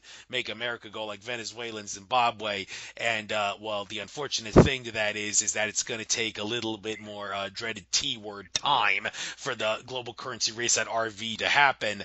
And I'm thinking, okay, so am I going to grow a long beard and be a senior citizen when the gold currency reset happens or something? I mean, this is getting kind of annoying. I mean, you have to think it's going to be by the end of the Pluto and Capricorn cycle, which is going to be in 2024 when like the end of everything that's not in humanity's best interest. That's Pluto Capricorn. That's what astrologically that's all about, and that's supposed to happen like when the next solar eclipse is supposed to move across America in like April of 2024. That is supposed to be around that time period, so you would think it would be by then. But to hear that it was even like Bashar, not Bashar, but Brad Johnson, who channels the Jonas, he said in a recent talk that the global currency reset, all the plans were actually in place to happen in 2012, but it hasn't happened because things have not really gone according to plan. So that's one galactic update that's kind of driving me crazy. Do you have anything to say about that and any other galactic updates? Yeah, well, no, actually, I do have a lot to say about that. As far as timing goes, I'm not really sure. I do know it has to happen. There's no doubt about it. It has to happen because we have been under control in debt slavery for thousands upon thousands of years now. Okay, and I do know that there's going to be a certain transition time where you're right. It's not going to be any money. I don't know how long it's going to be. I don't know if it's going to be 10 years, 20 years, 50 years. I have no idea. But I do know that there needs to be a jubilee beforehand and a time to heal the planet. And the way that that's going to happen is by giving the money to the masses. Just like we were discussing before, when you had said with the lion and whatnot, right? You've heard the lion lays down with the lamb, right? And it's the same thing. The meek will inherit the earth. No, I was talking about how the lion doesn't eat any muscle tissue and only eats everything besides the muscle tissue. That's what I right. No, I understand that, but you know what? Well, you know what? But it's pretty much the same thing. It says that the meek will inherit the earth, and the reason why is because this planet has been so damaged by people taking from it and raping it and drilling it and exploding things and this and that. It needs to be healed, and it's going to take some time to heal, and it's going to take a good deal of rebuilding, and that rebuilding is going to take the money system. The money, I think the reason why it's taken so long is because there is a lot more going on behind the scenes than people realize. People don't understand the secret space programs, and I don't get into all that stuff. I do know they exist, although when it deals with anything negative, I really just avoid it. I heard that inside the Earth was infested and it's pretty much gone now, or a lot of it's gone. I have no idea. It doesn't matter to me. Like I said to you before, I can see energies. So I see the energies rising on this planet to the point where it's absolutely incredible. And I really think that something will be breaking soon. How soon is soon? I'm not really sure, but I know that that's one of the things that has to happen. And a lot of things that were once hidden in the closet are starting to come out now, even in the believe it or not, the mainstream media. They're talking about certain things. And these changes are coming about. When that happens, I'm not really sure, but I just know that it is, and I don't know why that's being told every other day that it's happening, this and that. It's whatever, I just don't pay attention to it. I know it is going to happen, and I've been told by the other side that it's definitely going to happen, and we have expected it to be happening for years now. Myself and my divine twin. But she told me from the very beginning, she said, we can see futures, Fred, but they're potential futures. You have to understand the future is very fluid, and it changes when you look at it, it changes. So, you know what, even though that they've expected it on certain timelines, it just hasn't happened. And a lot of that has to do with, I would assume, the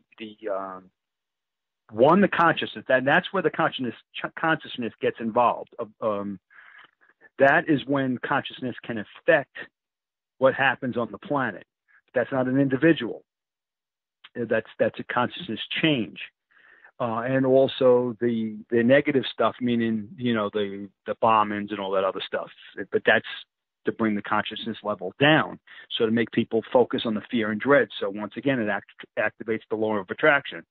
That's how we were originally taken advantage of. It's because they took advantage of our free will, and the more death and destruction they throw at us, then the more dread and fear that it conjured up inside of us. Well, you know what, we made our own living hells, believe it or not, you know, because we activated the law of attraction, and you can activate great things coming to you, or you can activate really bad things coming to you. And that's what we've been doing for many eons now, or for thousands of years, whatever.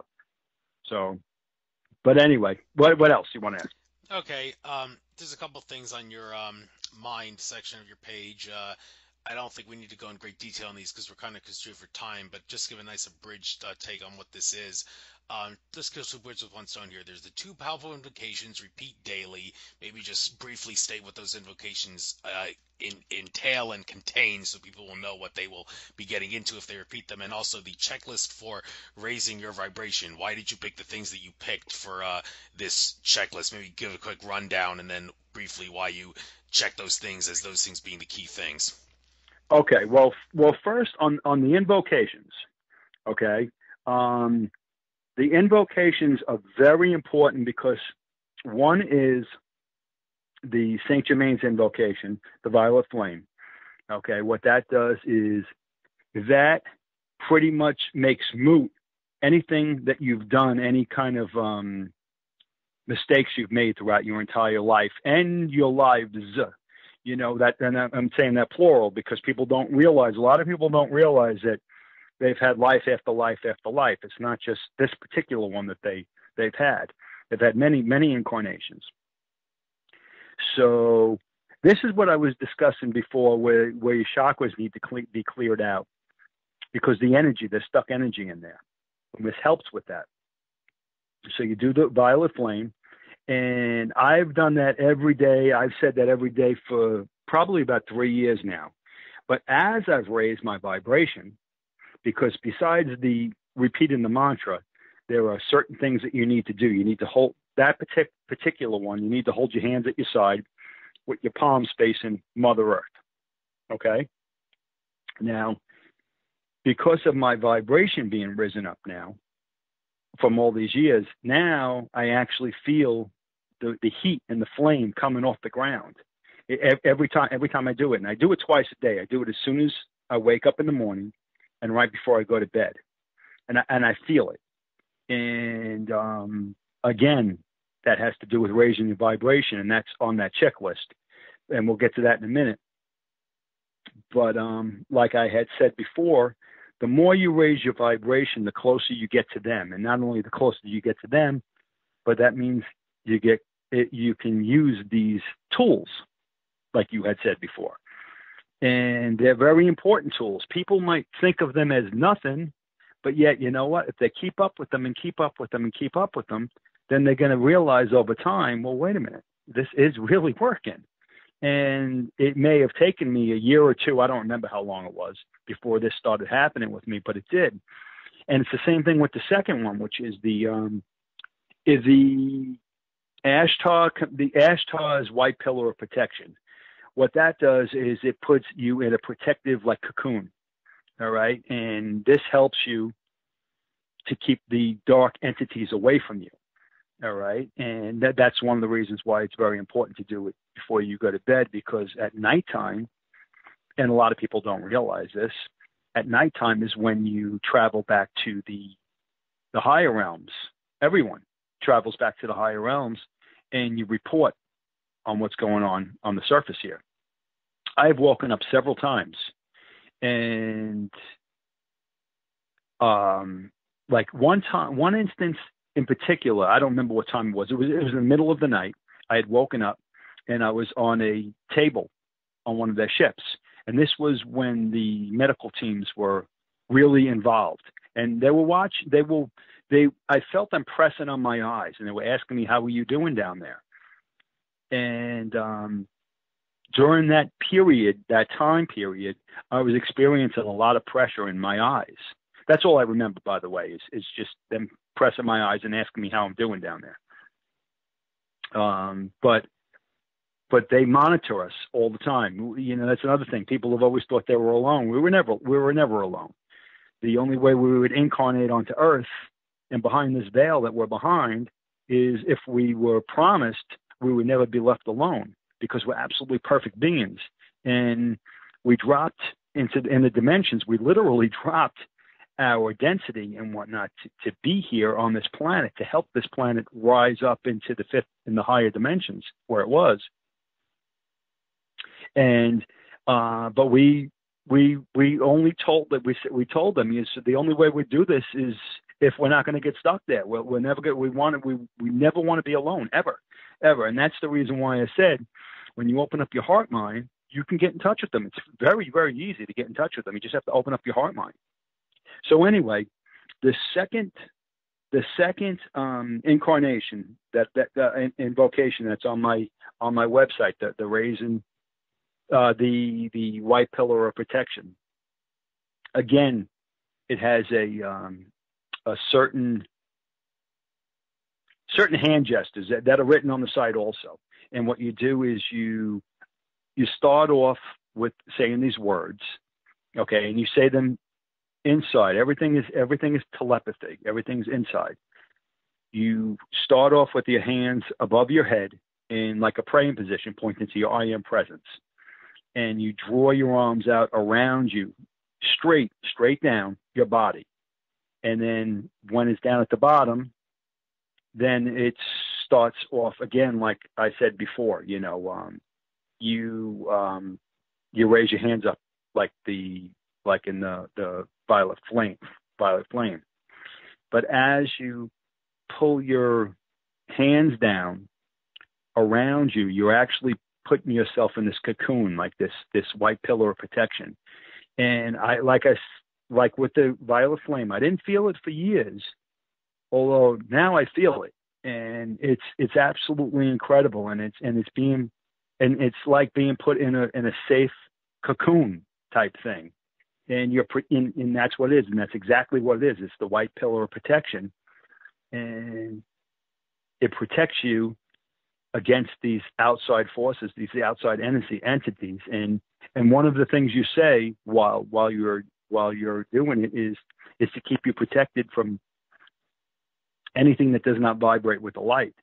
And they're a big help. They're a very, very big help. Now, as far as the checklist goes, okay, I just broke up what needs to be done to raise your vibration up. Meditate, quiet time, the shake that I told you about. All right, this is a big thing. All right, and a lot of people, like with the meat, it's an issue with them. And this is a really big thing. Actually, this is really super important. No coffee. You were talking about curses before, right? Yeah. Something's up with coffee. Yeah, there's something up with coffee. I don't know what it is, but I have been told a few different things, although I have also learned that, you know what, I don't say certain things until I really am clear on what's up with them. For over the last couple of years, I haven't. But with coffee, I understand that I have several mentors, okay, besides my twin. I have other mentors also. And you lose when you drink coffee, for some reason you lose connection with them. And which means if you didn't even know you had mentors, you're losing your connection or your possible connection to the other side. And this is coffee that's caffeinated and decaf? Yeah, it's either or. It doesn't matter. It's just coffee. It's just coffee. There's something up with coffee. Alcohol's the same way too. Although, so you really have to cut it out totally. I have noticed the same thing with alcohol. I can have a glass or two of wine or something like that, but yet then I lose contact with my other mentors. For a while until the body assimilates it. At first it was like 24 hours, and it's gotten better to the point where I don't have an issue with certain things now because my vibration's so high, and I've done little tests to see if I will lose contact with them. So Well, But it since you're good. mentioning this about like substances interfering with your ability to channel, when psychic was channeling my paternal grandfather, and my paternal grandfather said, "I'd like to meet you in your dreams," and I he gave me some advice like you may not remember the dream, but if you want to try to remember the dream so you see me, here's some advice. And I told him, well, is there anything like maybe I can do to try to interact with you when I'm not sleeping, like maybe go to the local pharmacy and buy a bottle of DXM cough medicine and drink that down. And well, my grandfather laughed, and then he said, well, actually when you're high on stuff like that, it actually makes it harder for entities like me to interact with you. You may think that when you're all out there in a high tripping state on whatever the substance you're on, be it cough medicine or whatever, you're able to channel entities, but in reality, you've kind of created a blockage that makes it harder for them to communicate with you. So if you want to channel entities, some people say you got to learn to discipline yourself, suck it up, and get high on sobriety. Do you think there's some truth to that? Without a doubt. Oh, definitely, definitely. And you know what he was telling you? You know what? It's the people that do have contact with others when they're in those high states, right? They're contacting the wrong. They're contacting the lower realms. You know how what I said is the fourth dimension. They both exist there. Okay, and the fourth is so different from the third. It's going to look magical. It's going to look incredible. So they can mask themselves to appear to be super high energies, super high entities. And when in reality they aren't. There aren't. It's and like he had said, it forms like a blockage in between you guys where it makes it more difficult for them to even get in touch with you. And that's one of the reasons why we have been subject to a lot of things over our lifetime. It was to keep them away from us, because the other people, the higher ups, or whoever you want to put them, the cabal, the bad ones who really ran the planet, who weren't even from here, they knew that if they did certain things, like the next one on my list is get sun. If they tell you that the sun's no good for you, or they tell you, they put drugs into the system, or they put certain stuff in your foods, they're gonna, or they tell you if you hear voices in your head, there's something wrong with you, they're going to keep you away from them. A perfect example, Andrew, a perfect example is this. As you raise your vibrations up, and a lot of people may have experienced this as the vibrations of themselves and the planet are rising, and you yourself may have experienced it. A buzzing in your head, a really like a major buzzing at certain times. I don't know if have you ever experienced that? Yeah, I have. Okay. You know what that is? You are tuning into their frequencies, okay? The higher realms frequencies, all right? Now, think of what we were told about tinnitus, right? You ever hear the commercial? 60 million Yes. people are infected with tinnitus. That's a lie. I like to curse and say bull something, but it's a lie. What it was they were thrown on these drugs to keep them docile, so they didn't reach out to the other side. There's absolutely nothing wrong with them. They may think there's something wrong with them because they're hearing this buzzing in their ears, but there's nothing wrong with them. And it is something that will go away once we totally balance out with the higher dimensions. Okay, there are certain things like that will go away, because there'll be no reason for it. The only thing is we're coming into a higher vibration now, and our bodies are adjusting. So they will go away eventually.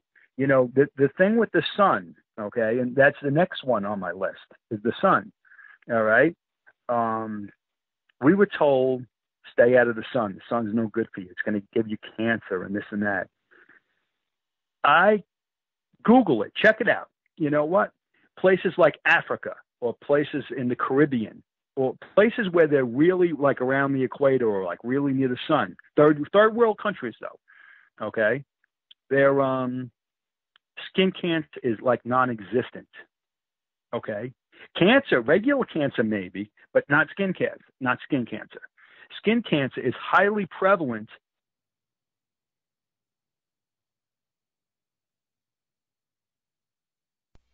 Hello, you there? Did you just drop off? All right, you were talking about the sun being better than we're led to believe it is. Yeah, I think it's funny. You know why? Because they don't want this information out there. Duh. You know, when they found out who I was, the doc came after. I'm not going to get into this right now. They came after me so strong. You know, I have a book and it's free. I'm not pushing the book. There's a book that's available. All they have to do is contact me through come to the light.love, the contact section, and ask me for it, and I'll forward it off to them. But I wrote this book, and as I was gaining my abilities back over the last few years, and they realized what I was and what I was going to become, you know, pure love, and I'm able to connect people from across the dimensions. They came after me so strong. It's ridiculous. They don't want this stuff out there. But anyway, getting back to the sun. Yeah, you'll see that all of I don't know where we were cut off. All of the quote unquote third world countries, the skin of cancer is like non-existent there. It's only in the developed countries where they tell you to stay out of the sun and they tell you to slap this stuff all over you. You know, I don't know what age you are, but Andrew, but I know when I was growing up in the 70s that one, there was no such thing as sunscreen, but two, we used to slather oil, literally oil, all over us. And some people even had these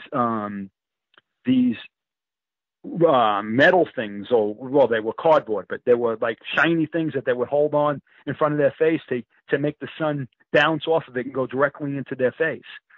And no one had any problems back then because we were taking the sun, and actually the sun is really good for you. And that's the reason why she wanted me to have that song on the site, and why that specific line was really important. And I couldn't understand why, although something inside me just felt it was really important. And the line was, we can live off the stars. And what she was trying to tell me was, you can live off the sun. We are light beings. So that's where we get our energy from. We don't need to get it from food. Like I said, you can't take it out totally and right away. You can't do it all at once. Although it can be done over time. We are light beings. We live off the light. And so anyway, the next thing, going to the next one, is drinking pure water. Now, our bodies are made up of over 70% water, okay? But it's very important to drink a certain type of water and not bottled water, because that's another thing that's a lie that they've been telling us, that bottled water is better for you.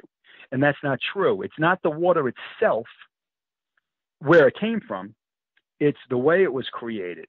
Because think of it, that plastic bottle is just a tiny little bead of plastic, and it's heated up and blown up into the size of a bottle and filled at the same exact time. So the plastic is leaching into the water, and not only that, they're not sent in refrigerated trucks or anything like that. So that plastic, it's all toxic. All the bottled water, all the Poland Spring, all that stuff, it's all toxic. It's no good for you. And actually, and not that it's better, but it's better for you than plastic. Tap water is definitely better for you. Although if it's not fluoridated, that is. Yeah, right, exactly. But then again, I don't know. I think I'd rather have fluorinated. Well, I live in New York. We don't have that. So I think we're the only state in the country that doesn't have that. Well, I live in a township. I live in Huntington Valley, and that there's no fluoride in the water here, so people can drink tap water without the fear of having to worry about having health problems. So that's kind of reassuring. Although I did put a filter on my shower, and I was thinking about getting one from my kitchen, but I thought I don't need one. I'll just make sure I get all my water from the shower from now on. So hey, it works. So Right, and I drink right. a lot of it in my Well, shower. you know what? It's not that it's good for you, although it's better than bottled water. Okay. The reason why is because bottled water is so toxic and it's acidic. Okay. So the most important thing to do is to make it alkaline. Okay. Think of a green pool, a yucky green pool, right? What they do is they balance the pH to bring up the alkalinity, to balance, they throw chemicals in to bring up the pH to make it crystal clear. Alkalinity does the same thing because it balances the pH within the water. So that yucky green pool is really flowing through our bodies. It's just we don't see it, out of sight, out of mind. Okay, it's there. So if you raise the pH and you have the proper alkaline level in your body, you can never get sick or have any disease ever. I haven't been sick in years. I don't even remember the last time I got sick. You know, as a matter of fact, it's so unusual for me that when something happens, I know that there's a specific reason why, like my discernment's being activated. I shouldn't be near something. Or a lot of times when these energy waves, when they first started coming through, I would feel them, you know, and they would really hit me hard. And I would ask, but I have someone I can ask. And I would say, what's going on here? And she would tell me. She goes, there's an energy wave coming through. And I would feel it. So it's very important to alkaline, but it doesn't have to be just alkaline for water. Again, if you Google it, you can alkaline other ways, dark green leafy vegetables. There are other ways to alkaline your body. But what you need to do is you need to balance the pH, because everybody is acidic. And they're acidic because of not only what we eat, but our environment. You know, just walking down the street, you pick it up, you know, from the pollution and whatnot.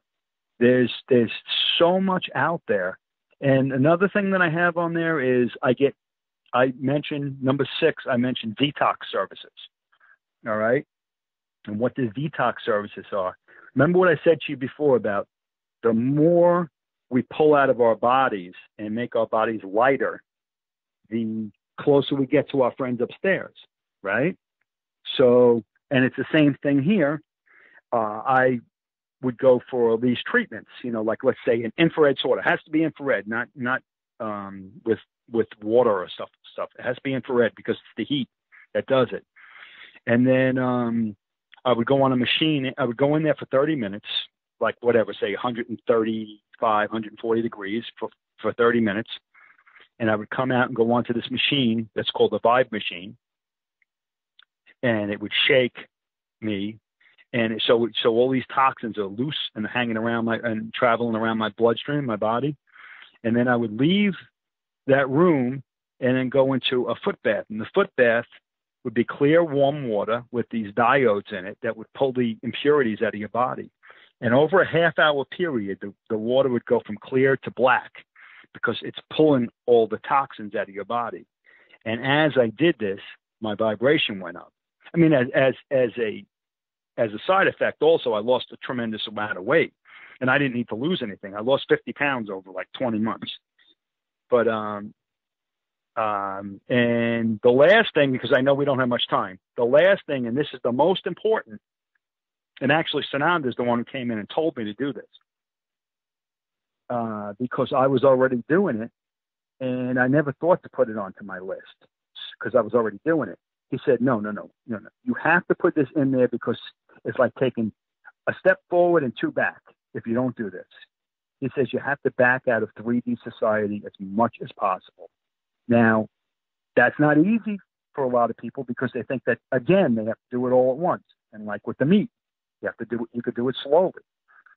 Turn off the TV, turn off the radio.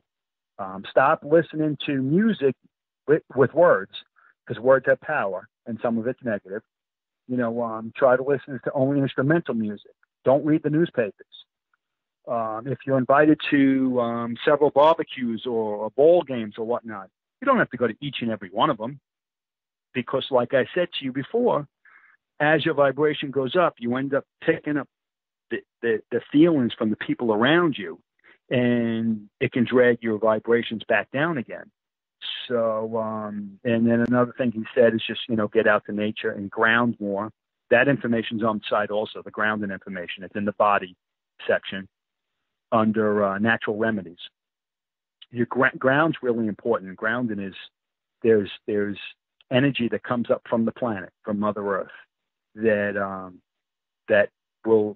helps you, that makes you feel better. And there's actually videos on that site, in that section, of towns, that people that have gotten out of wheelchairs and stuff like that after grounding themselves for X amount of time, because again, they didn't want us to know that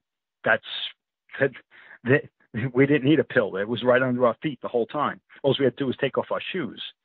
It's the rubber, and that's the reason why our souls were made of rubber. It's the rubber that blocks the energy. So, and then again, he said, just above all, just, get outside and look at nature. If you want to higher realms work, just observe nature. Like the little squirrels, the birds, whatever. See, even the trees and the flowers, you just watch them, how they interact with each other, and it's just beautiful. It really is. And that opens up your heart, mind, and gets you closer to them. No question. One final question before we call it a day. Just to clarify about the sun being good for you and not bad for you, like we've been led to believe. Now, a lot of confusion about this in regards to what suntan and sunburn. Now, I've heard from the people that are trying to set the record straight that suntan, what that actually is the sun is bringing all the things in your body that your body does not need to the surface, and it's being shown as a brown color, and so that's not a harmful thing in any way. So suntan, it's a good sign. But sunburn, on the other hand, from what I've heard, from what I understand, what people try to explain is that's your body's way of saying you're getting too much of a good thing. Overload, you're getting too much sun, body can't handle it, you need to take a break, you're getting too much of what's good for you, and that's not good for you. Is that right? Well, I don't know if one, obviously the last one is definite. I mean, you never want too much of a good thing. If it's going to hurt you, just go inside for a little while. That's all. I remember I go out in the sun and walk in the sun probably, I would say, a good 5 to 6 hours a day. All right, when it's nice out. I live in the Northeast, so when it's nice out. But I do that every day. All right. Early in the year, before my body was prepped and in the sun and tan, like you said, it was ready. I had gone down to Florida to meet some people down there, spiritual people, but I overdid it, and I burnt and I peeled and whatnot, and that was it. I just overdid it. That's all, and I just knew that, and I wasn't really concerned about it. It was just something that I just did it a little too soon.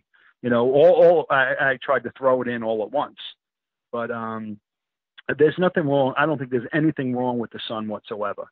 Everything should be done in moderation anyway, until you can build yourself up to it. Even with the sun gazing, there's so much talk about, like you had mentioned before, about burning the eyes, the retinas and whatnot.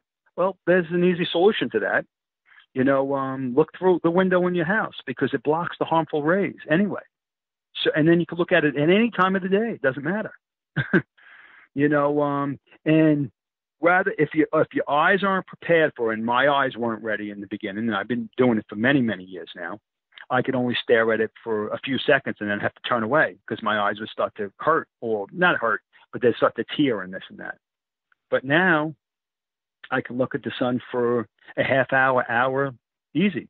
And the only reason why I turn away is because I have something I have to do. So it's just, you have to take it all in moderation and build up a muscle. Just like when you go to the gym, you have to, build up your muscles. It's sore for the first few days, but once you get past those first few days, it's easy from there, and you feel a tremendous amount better. Well, it's the same thing with the sun. It's the same thing with a lot of things, just with the detox and with the water, a lot of people will not go through the alkaline because in the beginning you'll feel heartburn, and that's just your body that's releasing all the toxins and this and that. But people like, oh no, I want to go back to the way I was. I felt better before. Well, okay, go feel better that way. But they don't realize it. What they, like I said, it's green on the inside. They need to go through that uncomfortable period to get to the light, to the good stuff. I can't argue with that. You gotta bring out the dark to bring in the light. So this was a wonderful interview. The fact that you got shut up a couple times by either the NSA or Gremlins or whatever that was shows that you know your shit. People should listen to you. So that's a good sign. I loved having you on, and I will upload this to YouTube. Well, actually, I do have one more. I have to interview my one with Suzanne Rose before I upload yours because I interviewed her and I still haven't uploaded that one. So Suzanne Ross. So I will make sure I do that soon, and I will upload yours probably. I'll upload Thursday, and hopefully yours tomorrow, and I'll spread it far and wide on social media and such, so people can hear it. So thank you very much. Have a Thank good you. time, and enjoy the rest of your trek without infinite consciousness. Thanks, Andrew. Thanks, Andrew. Bye-bye. Bye. Take it.